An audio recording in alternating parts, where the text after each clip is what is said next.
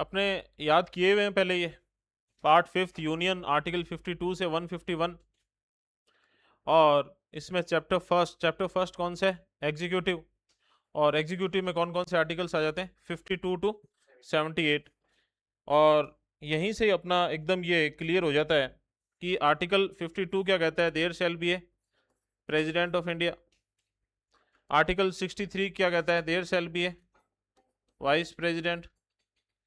Article 74 क्या कहता है? काउंसिल ऑफ मिनिस्टर्स, जिसका हेड कौन होगा? पीएम। एड एंड एडवाइस करने के लिए किसको? प्रेसिडेंट को। ठीक है। और आर्टिकल 76 क्या कहता है? Attorney general. इसीलिए अब कंफ्यूजन कभी भी नहीं होना चाहिए कि कैग आएगा कि नहीं आएगा, मतलब फॉलोइंग में से कौन सेंट्रल एग्जीक्यूटिव में आता है? तो यही आएंगे, president, vice president, council of minister, जिसका हेड कौन होता है? प्रेसिडेंट, सॉरी, जिसका हेड कौन होता है? प्राइम मिनिस्टर, और अटॉर्नी जनरल। ठीक है। तो पहला तो ये कि कैग नहीं आता है इसके अंदर। अब इस चैप्टर की हेडिंग ही एग्जीक्यूटिव, तो इसमें जो आएंगे वही होंगे सेंटर के एग्जीक्यूटिव। क्लियर है? चलिए आगे बढ़ते हैं। There shall be a president of India. 53 क्या कहता है? Executive power of the centre are vested in the president. ठीक है। और फिर इसके बाद में एक और चीज कहता है, क्या? कि वो इन पावर्स को कैसे यूज करेगा? बाय हिमसेल्फ और through officers subordinate to him in accordance with the constitution. In accordance with the constitution. अब आता है कि ये जो सबऑर्डिनेट ऑफिसर्स की बात की गई है इसमें, ये कौन है? ठीक है। तो सुप्रीम कोर्ट ने क्लियर किया है कि ये किसकी बात हो रही है? काउंसिल ऑफ मिनिस्टर्स की बात हो रही है। किसकी बात हो रही है? काउंसिल ऑफ मिनिस्टर्स की बात हो रही है। क्लियर है? फिर इसमें एक तीसरी बात और है, ऐसे याद कर लोगे। 53 में हमें तीन चीजें हैं। 53 में कितनी चीजें? तीन। 53 3। ठीक है। पहली, executive power are vested in the president. दूसरी, वो इन पावर्स को यूज कैसे करेगा? ठीक है। He shall use this powers by himself और through officers subordinate to him in accordance with the constitution. Clear है? और तीसरी चीज क्या है? सुप्रीम कमांडर होगा ये। प्रेसिडेंट सुप्रीम कमांडर होता है किसका? फोर्सेस का। क्लियर है? फिर 54 में क्या है भाई? इलेक्शन। और 55 में मैनर ऑफ इलेक्शन। भाई किस में लिखा हुआ है कि प्रेसिडेंट का इलेक्शन होगा? 54 में लिखा है। ठीक है। और इससे इनडायरेक्टली हमें क्या पता चलता है? कि हम रिपब्लिक है, क्योंकि हमारा कॉन्स्टिट्यूशनल हेड का अगर इलेक्शन होगा तो हम कौन सी कंट्री हुए? रिपब्लिक कंट्री हुए। ठीक है। तो ये हमें 54 से इनडायरेक्टली पता चलता है। और 54 में बोला गया है कि ये चार तरह के लोग प्रेसिडेंट के इलेक्शन में वोट करेंगे। ठीक है। और उसे, इन चारों को कंबाइंडली कहते हैं, क्या कहते हैं? Electoral college of the president या election of the president. Electoral college, इसमें चार आएंगे भी, लेकिन चारों के लिए कॉमन शर्त है, कॉमन कंडीशन है। क्या? Only elected members of Lok Sabha, Rajya Sabha, Vidhan Sabha of all the states and Vidhan Sabha of UTs of Delhi and Puducherry. लेकिन इनको शुरू से नहीं है। 70th 70वां संविधान संशोधन, 70th कॉन्स्टिट्यूशनल अमेंडमेंट एक्ट 1992, इससे ठीक पहले वाला जो 69th है, वो भी इंपॉर्टेंट तो क्या पूछ सकते हैं कि दिल्ली जो है उसे एनसीआर का स्टेटस कौन से कॉन्स्टिट्यूशनल अमेंडमेंट से मिला था? दिल्ली को एनसीआर का स्टेटस कौन से मिला था? 69 से। और 70th से क्या किया? दिल्ली और पुदुचेरी की विधानसभा के ओनली इलेक्टेड मेंबर्स को वोटिंग राइट दे दिया, किसमें? प्रेसिडेंट के इलेक्शन में। तो ये 54 की बात हो गई। 55 में है मैनर ऑफ इलेक्शन। और मैनर ऑफ इलेक्शन में क्या क्या बोला गया अभी? कि proportional representation, single transferable vote system और सीक्रेट बैलेट के थ्रू वोटिंग होगी। Proportional representation, single transferable vote system और, ठीक है भाई, सीक्रेट बैलेट के थ्रू। 55 तक आ गए। 56 में क्या है भाई? Term, term of office of president. ठीक है भाई, 56 में टर्म दी हुई है। 57 में क्या है? एलिजिबिलिटी फॉर री इलेक्शन। और इसको इसको जब आप पढ़ोगे तो इसमें कहीं भी नहीं लिखा कि कोई एक व्यक्ति या कोई पर्सन जो है वो एक से ज्यादा बार या दो से ज्यादा बार या तीन से ज्यादा बार प्रेसिडेंट नहीं बन सकता। इसका मतलब वो, इससे इनडायरेक्टली हमें पता चल गया कि हमारे यहाँ पर कोई भी आदमी कितनी भी बार प्रेसिडेंट बन सकता है, बस वो चुनाव जीतना पड़ेगा। 58 क्या है, qualification for election as president, कि भाई जब प्रेसिडेंट का इलेक्शन लड़ना है आपको तो आपके अंदर क्या क्वालिफिकेशन होनी चाहिए। इन क्वालिफिकेशंस को आप इसी आर्टिकल या इसी बेयर एक्ट से कभी याद करो तो इसमें आपको मिलेगा भी कि सिटीजन ऑफ इंडिया, एज मिलेगी 35, कितनी मिलेगी 35। इसके बाद में ना आपको एक पॉइंट मिलेगा कि वो जो पर्सन है ना वो लोकसभा का इलेक्शन लड़ने के लिए क्वालिफाइड होना चाहिए, मतलब उसके पास वो सारी क्वालिफिकेशंस होनी चाहिए जो लोकसभा के इलेक्शन लड़ने के लिए चाहिए होती है, ठीक है, सिवाय एज को, क्योंकि उसके अंदर 25 एज, और प्रेसिडेंट जो है उसके लिए मिनिमम एज कितनी है 35, एज को छोड़ के, हालांकि लिखा हुआ नहीं है लेकिन वो कॉमन सेंस है, ठीक है। तो citizen of India 35 years of age. उसके बाद में अगली चीज क्या है, qualified for election of the Lok Sabha. और फोर्थ चीज है उसके अंदर, क्या चीज है, कि वो किसी ऑफिस ऑफ प्रॉफिट को होल्ड नहीं करता हो। किसको होल्ड नहीं करता हो, ऑफिस ऑफ प्रॉफिट को होल्ड नहीं करता हो। लेकिन यहां पर ना ऑफिस ऑफ प्रॉफिट के आपको मिलेंगे कुछ एक्सेप्शंस। क्या मिलेंगे, एक्सेप्शंस, कि इन पोस्ट को होल्ड करते हुए भी आप प्रेसिडेंट के इलेक्शन लड़ सकते हो। इन पोस्ट को होल्ड करते हुए भी आप प्रेसिडेंट के इलेक्शन लड़ सकते हो, आपको अपनी पोस्ट से रिजाइन देने की जरूरत नहीं है। तो कौन कौन से ऐसे, तो वो खुद प्रेसिडेंट की पोस्ट है, प्रेसिडेंट की पोस्ट पर रहते हुए भी आप प्रेसिडेंट के इलेक्शन फाइट कर सकते हो।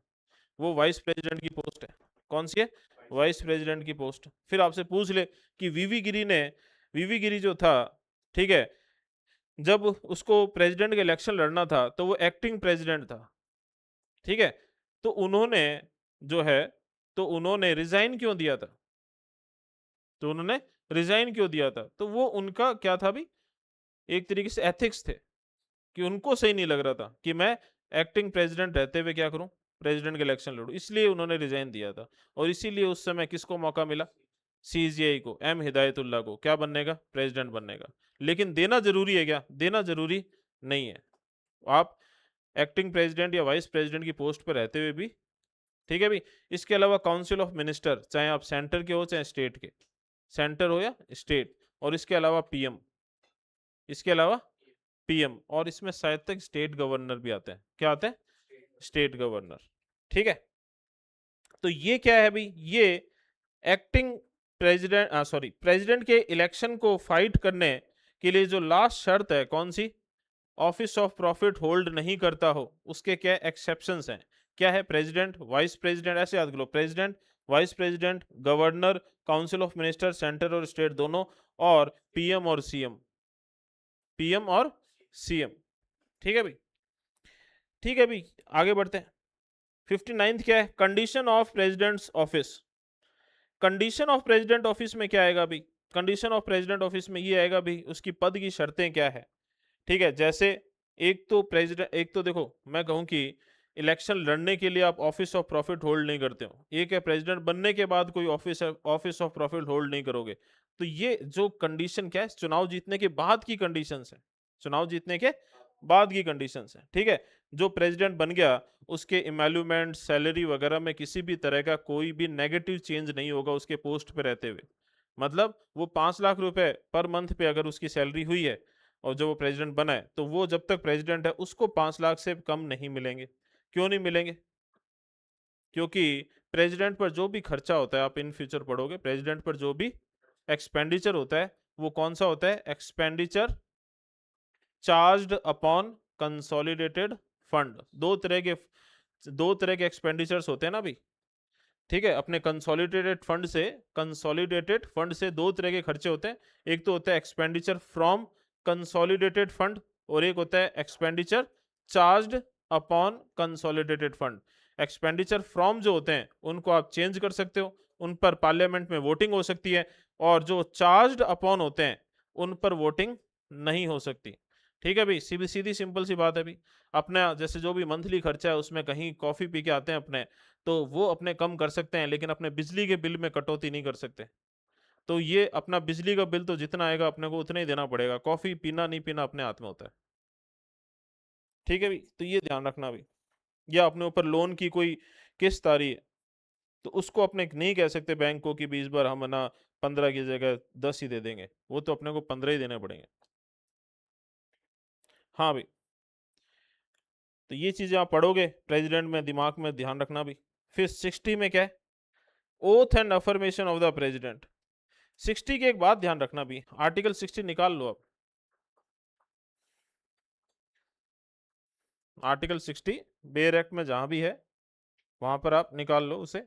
ठीक है, आप इसमें देखना कि प्रेसिडेंट की ओथ एंड अफर्मेशन, सबसे पहले तो ओथ दिलाता कौन है प्रेसिडेंट को,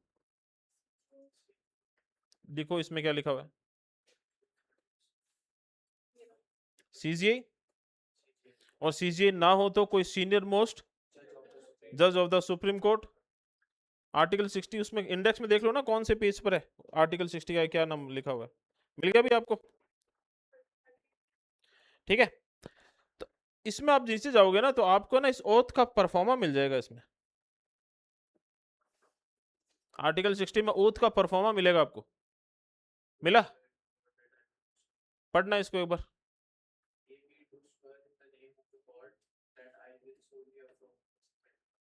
नीचे और भी तो होगा,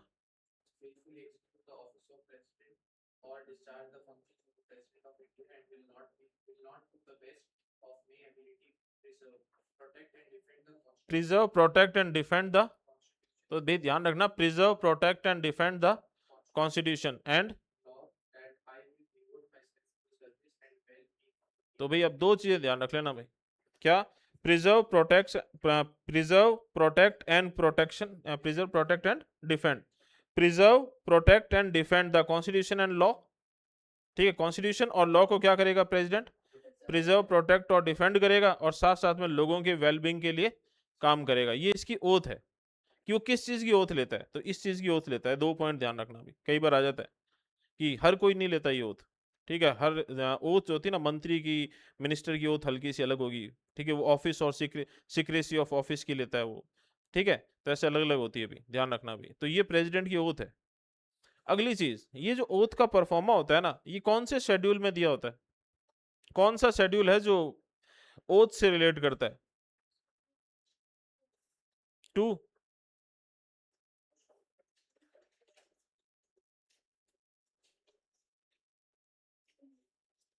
3। ठीक है भाई, सैलरी एंड अलाउंसेस से रिलेट करता है सेकंड।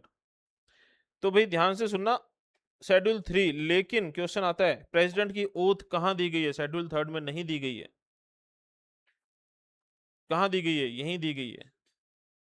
तो 3 ऐसे हैं, कौन है ये 3, एक तो प्रेसिडेंट, एक वाइस प्रेसिडेंट और एक गवर्नर। प्रेसिडेंट, वाइस प्रेसिडेंट और गवर्नर, इनकी जो ओथ का परफॉर्मा है वो उन्हीं आर्टिकल्स में ही है भाई, रिलेटेड आर्टिकल्स में ही है। बाकी की जो ओथ होती है ना, वो दी होती है कहाँ, बाकी के लिए तो ये लिखा होता है कि इनको ओथ कौन दिलाएगा। ठीक है, और फिर ये नीचे उसी आर्टिकल में लिखा होता है कि इनकी oath according to article, sorry, according to schedule 3 होगी। यहाँ पर शेड्यूल 3 का कहीं नाम ही नहीं है। क्यों नहीं है, क्योंकि वापस से दिमाग में बिठा लेना, प्रेसिडेंट, वाइस प्रेसिडेंट और गवर्नर, इनकी ओथ इनके रिलेटेड आर्टिकल्स में ही, ओथ वाले आर्टिकल्स में ही दी होती है। क्लियर है। इसके बाद में 61 है, procedure for impeachment of the president. इसमें ध्यान रखना भी, जब 56 आप पढ़ोगे, क्योंकि ये ऐसे आर्टिकल्स हैं जो लगभग लगभग पूरे ही पढ़ने चाहिए आदमी को। 56 जब आप पढ़ोगे तो 56 में बोला हुआ है कि जब वो अपने ऑफिस में एंट्री करता है, फ्रॉम द डेट, ठीक है, फ्रॉम विच ही और she enters from upon his office, ऐसा कुछ लिखा होगा। ठीक है, ऑफिस में एंट्री करता है, इसका मतलब वो जिस दिन ओथ ले लेता है। तो जिस दिन वो ऑफिस में एंट्री करता है उससे अगले 5 साल, भी 5 साल तो ठीक है, लेकिन 5 साल किस से 5 साल, इलेक्शन की रिजल्ट से 5 साल या किस से, तो वो जिस दिन अपने ऑफिस में एंट्री करेगा एज ए प्रेसिडेंट पहली बार, उससे अगले 5 साल तक वो क्या रहेगा, प्रेसिडेंट रहेगा। फिर 56 में ये भी दिया हुआ है कि वो 5 साल से पहले भी हट सकता है। ठीक है, वो रिजाइन दे दे, किसको देगा, वाइस प्रेसिडेंट को देगा। फिर उसमें ये भी लिखा हुआ है नीचे, कि नोट करके लिखा हुआ है कहीं, कि वाइस प्रेसिडेंट हाथों हाथ, एज सुन एज, इसकी जो इंफॉर्मेशन है वो स्पीकर को देगा। ठीक है, थोड़ा सा नीचे कहीं लिखा हुआ। ठीक है, और फिर इसमें यह भी लिखा हुआ है कि वायलेशन ऑफ कॉन्स्टिट्यूशन के बेसिस पे, वायलेशन ऑफ कॉन्स्टिट्यूशन के बेसिस पर प्रेसिडेंट को उसकी पोस्ट से हटाया भी जा सकता है। ठीक है, इम्पीचमेंट के थ्रू, ये ऐसा लिखा हुआ 56 में, लेकिन उसमें ये भी लिखा है कि 56 में कि इम्पीचमेंट का जो प्रोसेस है वो आपको 61 में मिलेगा, तो फिर आप पहुंचोगे 61। 61 में भी सेम यही दिया हुआ है। अभी क्या दिया हुआ है? पहली बात तो सेम ही है कि वॉयलेशन ऑफ कॉन्स्टिट्यूशन के बेसिस पर प्रेसिडेंट को इम्पीचमेंट के प्रोसेस के थ्रू हटाया जा सकता है। तो हमें यहाँ पे क्या याद करना है? हमें ये याद करना है कि देखो, याद करने का क्या होता है कि किसके बेसिस पे, किस चीज के बेसिस पे प्रेसिडेंट को हटाया जा सकता है। अगर नहीं पढ़ा हो ना तो वो बेसिस ऐसे लिखेंगे जिसमें अगर वो ऑल ऑफ द अबव देंगे तो अपने सोचेंगे यार ये तो सारे बेसिस होंगे ही। जैसे अपने को वहां पे करप्शन लिखा हुआ आ जाए तो अपने सोचे हाँ करप्शन के बेसिस पे तो हटा ही सकते होंगे, ठीक है। लेकिन नहीं, कॉन्स्टिट्यूशन में क्या लिखा हुआ है साफ साफ? वायलेशन ऑफ कॉन्स्टिट्यूशन के बेसिस पे हटाया जाए, ठीक है। अच्छा, ये बेस कहाँ दिया हुआ है? ये 56 में भी दिया हुआ है, 61 में भी दिया हुआ है, ठीक है। इम्पीचमेंट से हटाया जाता है, ये कहाँ दिया हुआ है? 56 में भी दिया है, 61 में भी दिया है। लेकिन इम्पीचमेंट का प्रोसेस कहाँ दिया है? वो केवल 61 में दिया है, ठीक है भाई। इसके बाद में 62 है। 62 क्या कहता है? अभी time of holding election to fill vacancy in the office of president and the term of office of person elected to fill casual vacancy. भाई जब भी आप सुनो कि हाँ भाई प्रेसिडेंट, तो अपने दिमाग में जैसे आने चाहिए सवाल कि सर 5 साल जब पूरे हो जाते हैं प्रेसिडेंट के, तो वो इलेक्शन कब कराया जाता है? 5 साल पूरे होने के बाद कराया जाता है या पहले कराया जाता है, ठीक है। और अगर बीच में कोई प्रेसिडेंट 5 साल से पहले ही हट जाए, जैसा 56 में 2 तरीके भी दिए हुए हैं, या उसकी डेथ हो जाए या उसका कोर्ट जो है उसका इलेक्शन को ही वॉइड कर दे, तो वो 5 साल पूरे नहीं कर पाया, उस कंडीशन में उसका इलेक्शन कब होगा और क्या होता है, ठीक है। तो उसका जवाब हमें 62 देता है अभी। 62 क्या कहता है? Time of holding election to fill vacancy in the office of the president and the term of office of person elected to fill casual vacancy. Casual vacancy का मतलब 5 साल से पहले वाली वैकेंसी, अचानक वैकेंसी। तो इसी में आप पढ़ोगे कि जब देखो, तो इससे आपको पता चल गया कि वैकेंसी 2 तरीके की होगी, एक सिंपल वैकेंसी और एक कैजुअल वैकेंसी। सिंपल वैकेंसी मतलब जो जिसे 5 साल पूरे किए उसने, और एक कौन सी वैकेंसी? कैजुअल वैकेंसी, 5 साल पूरे नहीं कर पाया। क्लियर है? तो भाई 5 साल इसमें साफ लिखा हुआ है, 5 साल अगर उसने पूरे किए हैं तो इसी 5 साल के टाइम के दौरान ही अगले प्रेसिडेंट का इलेक्शन प्रोसेस शुरू हो जाएगा।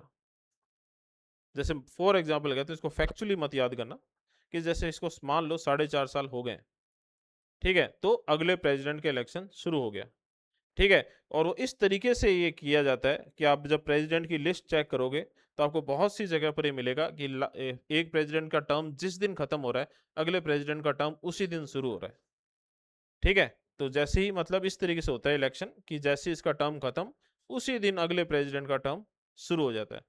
अब आता है ये कि बाई चांस किसी वजह से इलेक्शन डिले हो गए तो जब किसी प्रेसिडेंट ने 5 साल पूरे किए हैं और उसी के इस 5 इयर्स की टर्म्स के टाइम पीरियड के दौरान ही अगले प्रेसिडेंट का इलेक्शन करवाया जा रहा है और वो थोड़ा सा क्या हो गया, डिले हो गया, तो ये जो प्रेजेंट का जो प्रेसिडेंट है ना, ये अपने 5 साल से ज्यादा प्रेसिडेंट बना रहेगा। कब तक बना रहेगा? जब तक ये पूरा प्रोसेस कंप्लीट नहीं हो जाता। तो क्या प्रेसिडेंट 5 साल से ज्यादा रह सकता है? हाँ, रह सकता है, ठीक है। लेकिन अगर इसका टर्म 5 साल से पहले ही क्या हो गया, खत्म हो गया, किसी वजह से डेथ हो गई, ठीक है, सुप्रीम कोर्ट ने क्या कर दिया, वॉइड कर दिया उसका इलेक्शन, ठीक है, और या फिर उसका इम्पीचमेंट हो गया, तब क्या होगा? तब आर्टिकल 62 में लिखा है कि 6 months, with in 6 month, within 6 month क्या करवाया जाएगा? री इलेक्शन करवाया जाएगा, ठीक है भाई। अब दिमाग में आएगा कि भाई उस दौरान जब ये री इलेक्शन का प्रोसेस होगा तो उस दौरान प्रेसिडेंट कौन होगा? तो इसका आंसर 62 नहीं करता, इसका आंसर करता है 65। 65 क्या कहता है? Vice president to act as president. President की पोस्ट किसी वजह से भी खाली हो जाए तो उस पर एक्टिंग प्रेसिडेंट की तरह कौन काम करता है? वाइस प्रेसिडेंट करता है। तो ये 5 साल पूरे नहीं हुए किसी के, ठीक है, और अब 6 महीने के अंदर क्या कराना है? नेक्स्ट प्रेसिडेंट का इलेक्शन करवाना है, ठीक है। जैसे फॉर एग्जांपल अपने थर्ड प्रेसिडेंट जाकिर हुसैन, ठीक है, डॉक्टर जाकिर हुसैन, उनकी डेथ होगी ऑन द पोस्ट, पहले प्रेसिडेंट जिनकी पोस्ट पर रहते हुए डेथ हुई, ठीक है, जाकिर हुसैन। आप देखो, आपको ना 3 प्रेसिडेंट मिलेंगे मेरे हिसाब से, मुस्लिम, ठीक है, 3 है ना, डॉक्टर जाकिर हुसैन है, और कौन है भी, एक और कौन थे यार?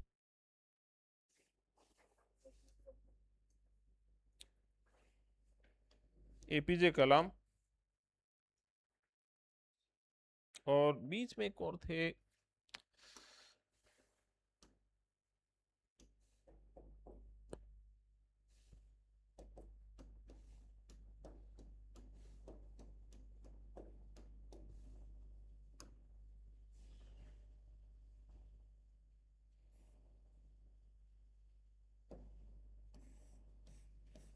हाँ, फखरुद्दीन अली अहमद।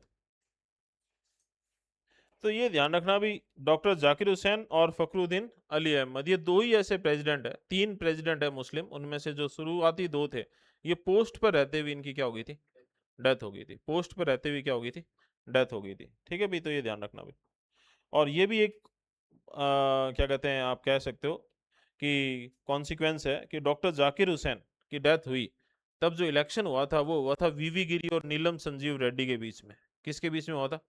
वीवी गिरी और नीलम संजीव रेड्डी के बीच में हुआ था। ठीक है, नीलम संजीव रेड्डी जो है ना, वो इंदिरा गांधी ने धोखा तो क्या कह सकते हैं, कांग्रेस ने तो अपना कैंडिडेट बनाया था नीलम संजीव रेड्डी को, उस समय लोकसभा के क्या थे वो, स्पीकर थे। इंदिरा गांधी ने जो है, आप ट्वेल्थ में पढ़ोगे इस चीज को, ठीक है, आप तो नहीं पढ़ोगे, ठीक है, पॉलिटी वाले पढ़ेंगे, कि इंदिरा गांधी ने क्या किया, इंदिरा गांधी ने वीवी गिरी को बोल दिया कि मैं तुम्हें सपोर्ट करवा दूंगी, तुम भी इलेक्शन में खड़े हो जाओ। फिर वीवी गिरी उस समय एक्टिंग प्रेसिडेंट थे, क्योंकि वही उस समय वाइस प्रेसिडेंट थे जब डॉक्टर जाकिर हुसैन प्रेसिडेंट थे। तो वीवी गिरी ने इलेक्शन लड़ा, और अंदर ही अंदर इंदिरा गांधी ने अपने ही कांग्रेस के ऑफिशियल कैंडिडेट को हरवा दिया, नीलम संजीव रेड्डी को। ठीक है, और वीवी गिरी क्या बन गए? वीवी गिरी के बाद में कौन बने? और फखरुद्दीन अली अहमद के बाद में यही नीलम संजीव रेड्डी बने, जो चुनाव आ रहे थे। ठीक है भाई, और इनमें एक बहुत ही, दोनों ही इलेक्शन में बहुत ही खास बात है, दोनों इलेक्शन में, वीवी गिरी के इलेक्शन में और नीलम संजीव रेड्डी के इलेक्शन में। ठीक है, क्या है कि आपको मैंने प्रेसिडेंट के इलेक्शन का प्रोसेस समझाया था। ठीक है भाई, समझाया था क्या यहाँ पे? ठीक है, और उस प्रोसेस में मैंने कहा था भी कि इसमें सिंगल ट्रांसफरेबल वोट सिस्टम होता है, एक कैंडिडेट के वोट दूसरे को ट्रांसफर हो जाते हैं। पहले क्या होगी, काउंटिंग होगी, उसमें फर्स्ट प्रेफरेंस के वोट काउंट होंगे। फर्स्ट प्रेफरेंस के वोट से अगर कोई प्रेसिडेंट बन गया तो ठीक है, वरना वरना जिसके सबसे कम वोट होंगे, ठीक है, उसके फर्स्ट प्रेफरेंस के वोट कैंसिल आउट करके उसके जो सेकंड प्रेफरेंस के वोट है वो उन कैंडिडेट्स को ट्रांसफर हो जाएंगे जिनके नाम लिखे हुए हैं।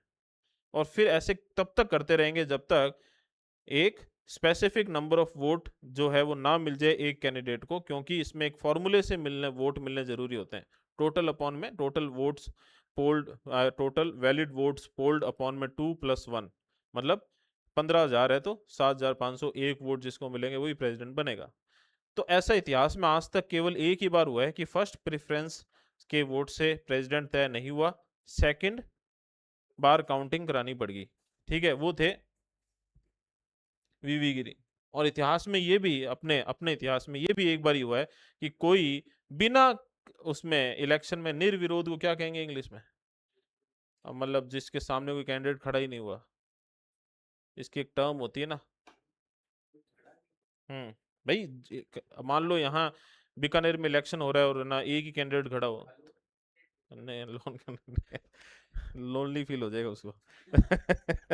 चलो जो भी है, तो आप यूं समझ लेना कि ठीक है, उसको किसी ने चैलेंज ही नहीं किया, और ऐसे पहले कैंडिडेट जो इस तरीके से प्रेसिडेंट बने वो कौन? नीलम संजीव रेड्डी। ठीक है भाई, चलिए अपने तो आगे बढ़ते हैं। 62 की बात हो गई कि हाँ भाई 62 में हमें ये चीजें मिलेगी। 63 वाइस प्रेसिडेंट ऑफ इंडिया, 64 में लिखा हुआ है कि ये एक्स ऑफिशियल चेयरपर्सन होंगे, किसके? काउंसिल ऑफ स्टेट, मतलब राज्यसभा के। 65 में लिखा है कि जब प्रेसिडेंट नहीं होगा तो एक्टिंग प्रेसिडेंट होंगे। 66 में इनके इलेक्शन है। 67 में इनका टर्म है। फिर 68 में क्या है भाई, जो 68 में है वही है जो 62 में है, टाइम ऑफ होल्डिंग इलेक्शन। अच्छा, इसमें एक और देखना, इसमें 62 और 68 में ये भी लिखा है कि जो कैजुअल वैकेंसी फिल करेगा ना कोई आदमी, उसका टर्म क्या होगा। तो उसका टर्म वो जो है ना, जैसे मान लो अपने प्रेसिडेंट के लिए पढ़ रहे हैं तो उसका टर्म 56 के अकॉर्डिंगली 5 साल का ही होगा। वैसे नहीं है कि 2 साल एक प्रेसिडेंट को 2 साल हुए हैं, अब इलेक्शन हो गए किसी वजह से, अब नया प्रेसिडेंट बना तो बचे हुए टर्म 3 साल को पूरा करेगा? नहीं, उसका टर्म कितना होगा? 5 साल का ही होगा। इसके बाद में आगे बढ़ते हैं अपने। तो 68, जो 62 प्रेसिडेंट की बात कर रहा था ना, वही 68 वाइस प्रेसिडेंट की बात कर रहा है। लेकिन इसमें दोनों में एक डिफरेंस है। क्या डिफरेंस है? कि कैजुअल वैकेंसी की कंडीशन में, किसकी कंडीशन में? कैजुअल वैकेंसी में। ठीक है, ध्यान से सुनना भी। प्रेसिडेंट के लिए तो लिखा हुआ है कि within 6 month, within. Vice president के लिए लिखा हुआ है as soon as possible. Vice president के लिए क्या लिखा हुआ है? As soon as possible. ठीक है भाई। 69th में ओथ है। 70 में discharge of president's function in other contingencies, कि कुछ और कंटीजेंसीज होंगी तो प्रेसिडेंट जो है उसके फंक्शन कैसे, कौन डिस्चार्ज करेगा, तो इसमें लिखा हुआ पार्लियामेंट तय करेगी वगैरह वगैरह। 71 में क्या है? Matters related to elections of president and vice president. इसमें लिखा है कि सुप्रीम कोर्ट जाएंगे ऐसे मैटर्स सीधे, और उसी का डिसीजन क्या होगा? फाइनल होगा। इसका मतलब ये आर्टिकल हमें ये बताता है, देखो कंसेप्ट इसी कहते हैं, क्योंकि जब आप पढ़ोगे, ठीक है, सुप्रीम कोर्ट, तो उसमें आप देखोगे आर्टिकल 131 ही है ना? हाँ, आर्टिकल 131। आर्टिकल 131 में आप देखोगे original jurisdiction of the supreme court. अब आपसे मैं ऐसे पूछूं, क्योंकि क्वेश्चन देखो, क्वेश्चन पूछने का तरीका बदलती आंसर चेंज हो जाता है। मैं आपसे ऐसे पूछूं कि सुप्रीम कोर्ट का जो ओरिजिनल जुरिस्डिक्शन होता है, ठीक है, उसमें क्या क्या चीजें आती है? तो पहली बात तो ओरिजिनल जुरिस्डिक्शन क्या होता है? वो केसेस जो सीधे सुप्रीम कोर्ट ही जाएंगे, वो उसके किस में आएंगे? ओरिजिनल जुरिडिक्शन में आएंगे। क्लियर है ना सबको? ठीक है, अब ध्यान से सुनना। फिर मैं आपसे पूछूंगी इसमें कौन कौन से आएंगे, तो आप कहोगे सर इसमें एक तो फेडरल डिस्प्यूट्स आएंगे, स्टेट स्टेट के बीच का, या स्टेट या सेंटर के बीच का, या स्टेट्स स्टेट्स के बीच का, या स्टेट या स्टेट्स और सेंटर एक साइड और कुछ और स्टेट दूसरी साइड हो, तो जो भी हो। ठीक है, तो वो डिस्प्यूट जो है उसके ओरिजिनल जुरिडिक्शन में आएंगे, पहला पॉइंट। दूसरा sir, election disputes related to vice president and vice president, president और वाइस प्रेसिडेंट के जो इलेक्शन डिस्प्यूट है वो भी इसके ओरिजिनल जुरिडिक्शन में आएंगे। ठीक है अभी। और आप कहोगे सर रिट जुरिडिक्शन भी एक तरीके से इसका ओरिजिनल जुरिडिक्शन है, एक्सक्लूसिव नहीं है बस, क्योंकि यही सेम चीज हाई कोर्ट के पास भी होती है। आंसर पूरा तो ये हुआ। लेकिन वो कहे कि आर्टिकल 131 में के अकॉर्डिंगली, आर्टिकल 131 के अकॉर्डिंगली उसका ओरिजिनल जुरिडिक्शन कौन सा होता है, तो केवल फेडरल डिस्प्यूट होता है, क्योंकि आर्टिकल 131 में केवल फेडरल डिस्प्यूट की बात की गई है। ठीक है, क्लियर ना भाई? आर्टिकल 71 हमें बताता है कि ये जो इलेक्शन मैटर्स हैं ये ओरिजिनल जुरिडिक्शन है किसके?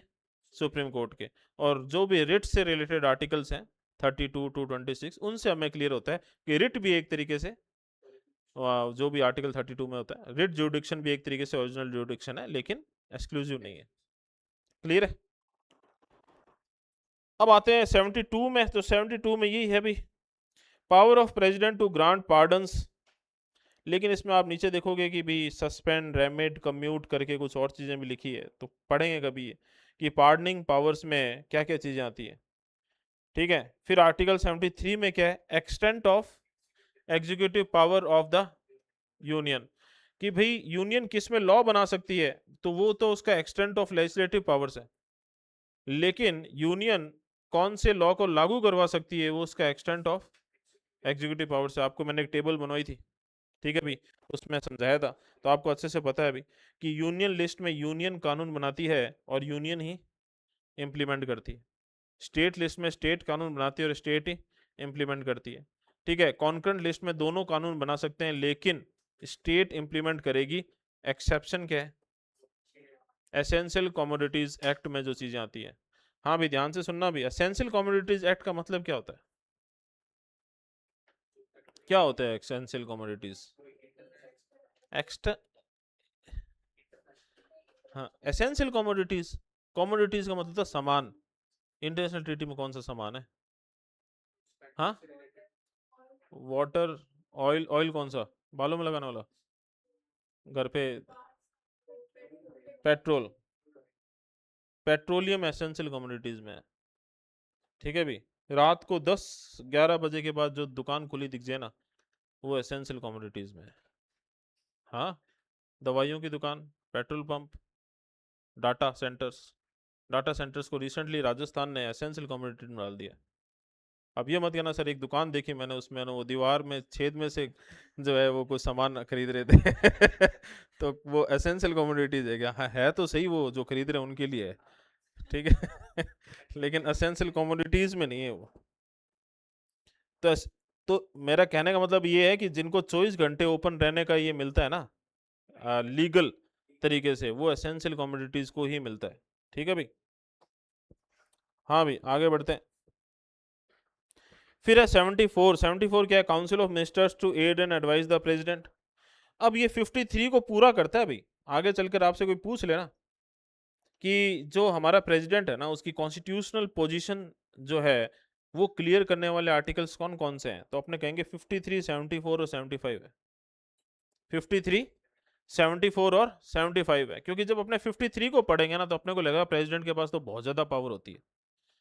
ठीक है, executive power of the centre are powers of the centre are vested in the president and he shall use this powers by himself और through officer subordinate to him. लेकिन उसके बाद लिखा हुआ in accordance to the constitution. अब ये जो in accordance to the constitution है ना, ये है अधूरी बात। ये 74 में पूरी, 74 में पूरी होती है। 74 कहता है भी वो अकॉर्डेंस टू द कॉन्स्टिट्यूशन क्या है, वो कहता है कि प्रेसिडेंट को एड एंड एडवाइस करने के लिए कौन होगा?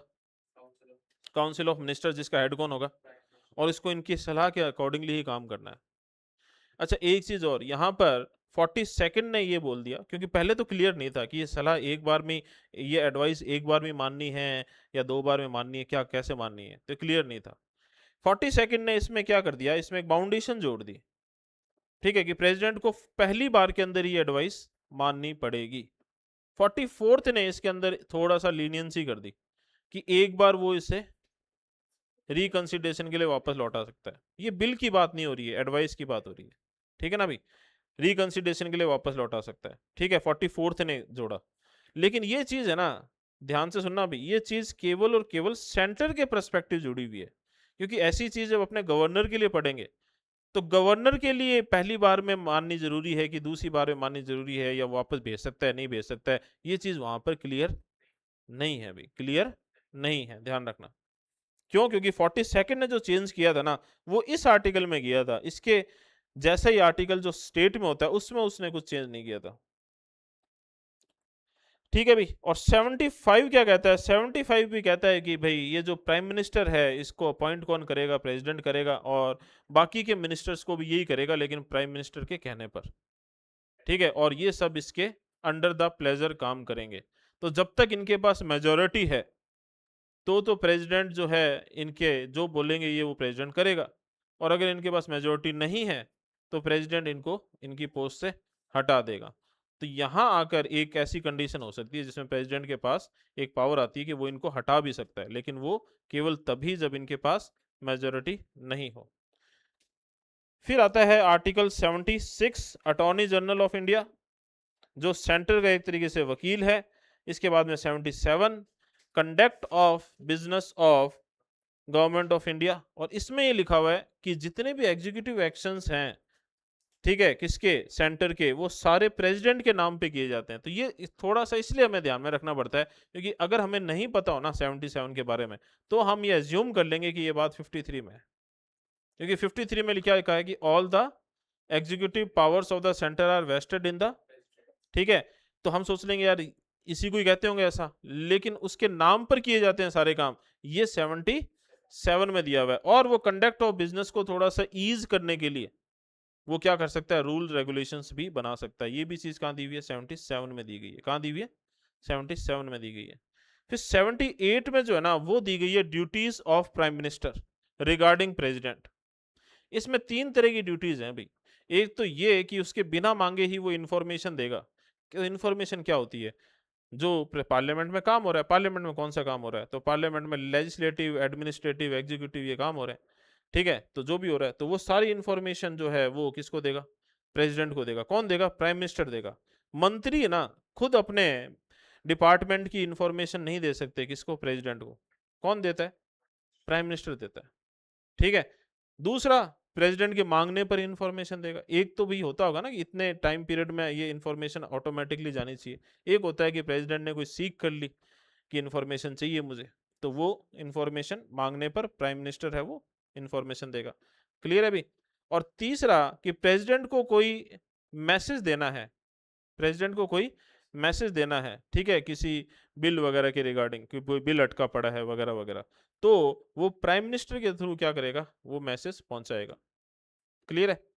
तो ये किस में दिया हुआ है, 78 में। इसका मतलब ये जो पार्लियामेंट या ये जो काउंसिल ऑफ मिनिस्टर्स हैं और ये भी प्रेसिडेंट है, इनके बीच में ब्रिज का काम कौन करता है, प्राइम मिनिस्टर करता है। तो ये 78 में अभी, ठीक है। अब यही सारी बातें जो है अपने स्टेट में भी पढ़ते हैं। तो पहली बात तो स्टेट के अंदर नहीं होता, कौन नहीं होता, वाइस प्रेसिडेंट जैसी कोई पोस्ट नहीं होती, ठीक है। स्टेट में क्या नहीं होती, वाइस प्रेसिडेंट जैसी कोई पोस्ट नहीं होती। तो स्टेट में आपको कोई ऐसे आर्टिकल्स नहीं मिलेंगे।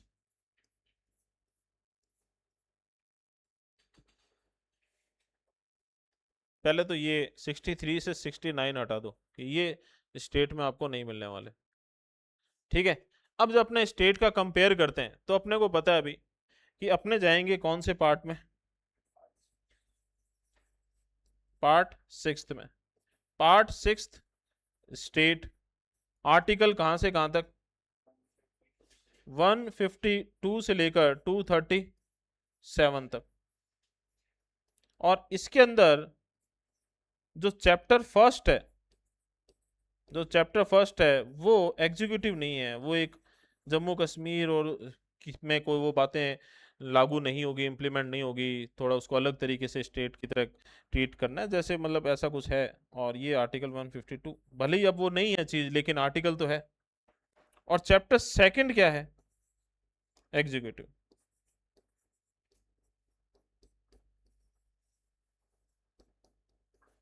और ये कहां से, 153 से लेकर 167 तक।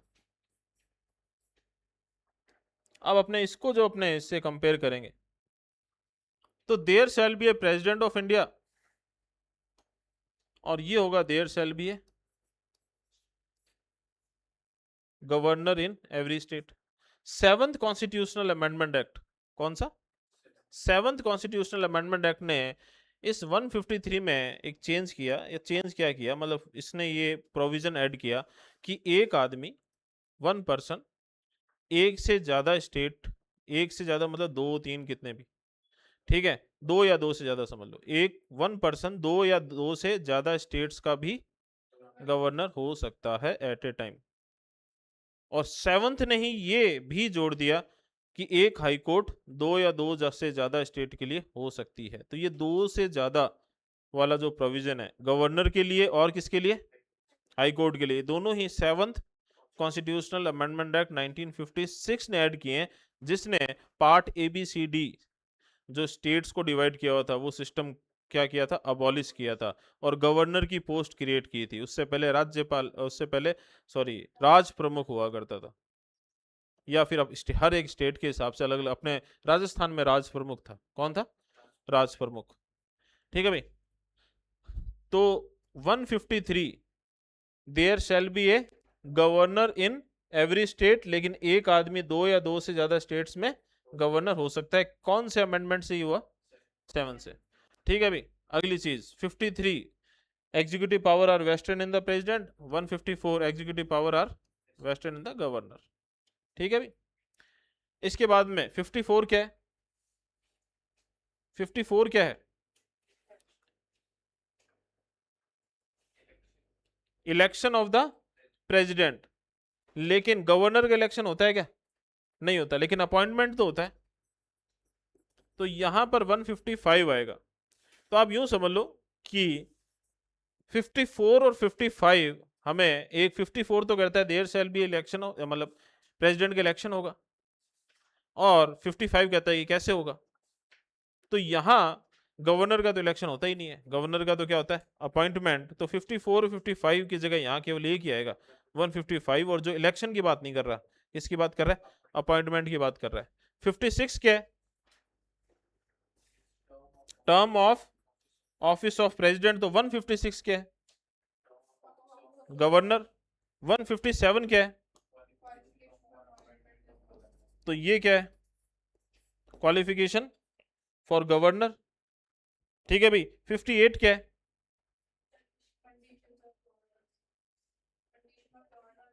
नहीं नहीं, वन ये 57 क्या है? 57 क्या है? एलिजिबिलिटी फॉर री इलेक्शन है। ठीक है भाई, ये ध्यान रखना भाई। तो जब अपने ने कहा कि हम गवर्नर का तो इलेक्शन हो ही नहीं रहा, तो री इलेक्शन भी नहीं होगा ना, तो इससे रिलेटेड कोई भी आर्टिकल हमें स्टेट में नहीं मिलेगा।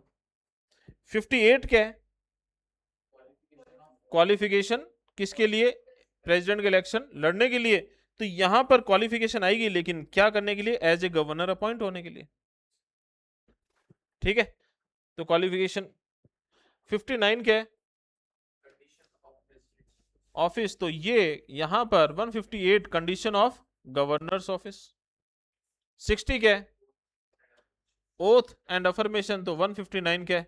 Oath and affirmation. अब ध्यान से सुनना भाई, ये 60 क्या है? Oath and affirmation. ये क्या है? Oath and affirmation. ये 69 क्या है? Oath and affirmation. ठीक है ना भाई? यहां पर किसकी ओथ है? प्रेसिडेंट की। यहां किसकी ओथ है? गवर्नर की। यहां किसकी ओथ है? वाइस प्रेसिडेंट की। और ये रेस्पेक्टिव आर्टिकल्स याद कर लेना, सीधी सिंपल सी बात है। हाँ भी, इधर ध्यान देना भाई। 61, 59 और 69। ठीक है भाई, ये रेस्पेक्टिव आर्टिकल्स याद कर लेना, और जिसकी भी ओथ से रिलेटेड है इसी आर्टिकल में उसकी ओथ दी हुई है। ठीक है भाई। 61 क्या है? तो गवर्नर का तो इम्पीचमेंट होता नहीं, तो ये 61 जैसा कोई आर्टिकल अपने को मिलेगा नहीं। 62 क्या है? तो भाई जब इलेक्शन ही नहीं है तो टाइम कौन सा होल्डिंग करना है। ठीक है भाई। उसके बाद में यहां से यहां तक कुछ है नहीं। 70वां क्या है? Other contingencies. तो यहां मिलेगी भी। अदर कंटीजेंसीज में गवर्नर जो उसका फंक्शन क्या होगा या कौन करेगा। ठीक है, तो 70 से रिलेटेड आर्टिकल मिलेगा 160। 71 क्या है? इलेक्शन।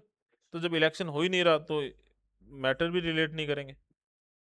ठीक है भाई। अब 72 क्या है?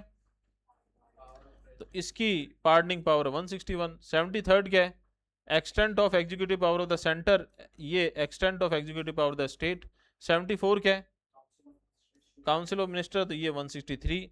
ये इनका अपॉइंटमेंट वाला। Other other provisions related to council of minister. तो ये सेम चीज स्टेट के लिए 164 में। 76 क्या है? Attorney general. तो 175 165 क्या है? Advocate general. 77 क्या है? Conduct of business of government of India. तो conduct of business of government of state. और 78 ड्यूटीज ऑफ। ठीक है, तो यहां पे ड्यूटीज ऑफ चीफ मिनिस्टर। ठीक है, और इसमें एक अच्छी चीज है कि ये जो 72 से 78 है, इनमें एक चीज लग जाएगी भी। 72 से 78 में -1 वाली स्कीम लग जाएगी। -1 वाली स्कीम का मतलब है, जैसे फॉर एग्जांपल 78 है ये, इसमें से 8 में से 1 गए, 7 6 7 में से 1 गए, 8 में से 1 गए, माइनस कर रहे हैं अपने।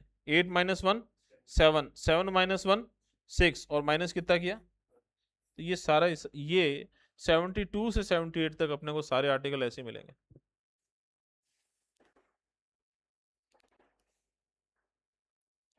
तो घर पे जाके एक बार इसको थोड़ा सा वापस से पढ़ लेना भी, हालांकि पहले मैं एक बार ये करवा चुका हूँ आपको, अपने को आज इनसे आगे करना है।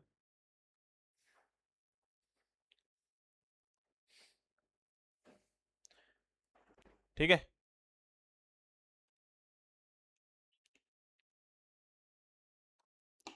ये एक बार कर लो। एक चीज और कर लो बेयर एक्ट के अंदर एक बार, फिर अपने इसको आपको मैं डिस्कस भी कर लूंगा आपके साथ। 79 से जैसे आप पढ़ना शुरू करोगे, ठीक है,